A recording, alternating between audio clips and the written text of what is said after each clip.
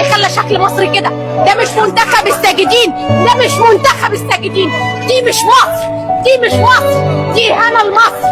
احنا نعلم على اي حد، احنا اكبر من اي حد، احنا اكتر فريق عربي واخد بطولات، اكتر فريق عربي واخد. احنا معانا 7 بطولات، 7 بطولات افريقيه، بس 7 بطولات افريقيه. احنا كنا بنيجي نستنى اللعيبه وهم جايين في المنتخب، لعيبه منتخب بنستناهم، لعيبه شباب مستنيينهم. السنه اللي فاتت لعيبه الاهلي لما كانوا جايين رحنا استناهم، انا بنفسي رحت واستنيتهم وشجعتهم، حتى الزمالك رغم ان انا اهلاويه. لكن اللي بيحصل ده عيب عيب عيب عيب.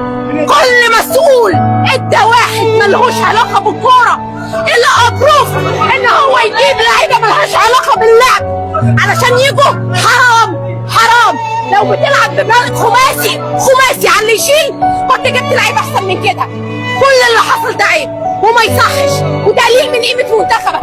احنا ناس مغتربين بنستنى من السنه للسنه علشان خاطر تنظم لنا بطوله زي دي عشان نشوف منتخبنا او نادينا جاي يلعب، نقوم نتفرج على ناس ما نسمعش عنها، ما نسمعش عنها.